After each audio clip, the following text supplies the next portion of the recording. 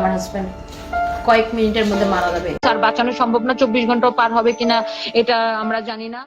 হঠাৎ হাজবেন্ডের ছবি পোস্ট করে সকলের কাছে দোয়া চাইলেন রুবায়েত ফাতেমা তনি। তবে কি সব শেষ হয়ে গেল? আর কি ভরসা নেই? কি জানালেন রুবায়েত ফাতেমা তনি?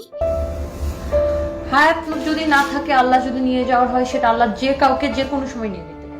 সম্প্রতি একটি ছবি পোস্ট করে রুবায়েত ফাতেমা লিখেছেন, সবাই আমার হাজবেন্ডের জন্য দোয়া করুন, তার অবস্থা খুবই খারাপ। ছবিতে দেখা যাচ্ছে ডাক্তার তার হাজবেন্ডের সামনে দাঁড়িয়ে রয়েছে। তবে কি সব আশা শেষ?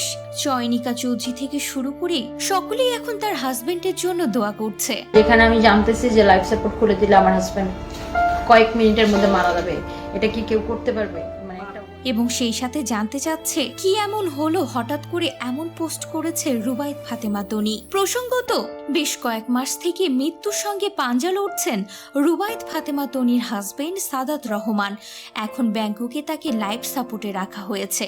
বাংলাদেশের এবং ব্যাংককের ডাক্তার জানিয়ে দিয়েছেন আর জ্ঞান ফেরার কোনো সম্ভাবনা নেই, কোমায় রয়েছেন সাদাত রহমান। এমনকি ডাক্তার এও উপদেশ দিয়েছেন যদি ভেন্টিলেটর খুলে দেওয়া হয় তাহলে সাদাত রহমান মারা যাবেন। কিন্তু তারপরেও শত চেষ্টা করছেন রুবায়েত ফাতেমা তনি তার হাজবেন্ডকে সুস্থ করার। যেখানে ডাক্তাররাই হাল ছেড়ে দিয়েছেন সেখানে লড়াই করে যাচ্ছেন রুবায়েত ফাতেমা তনি।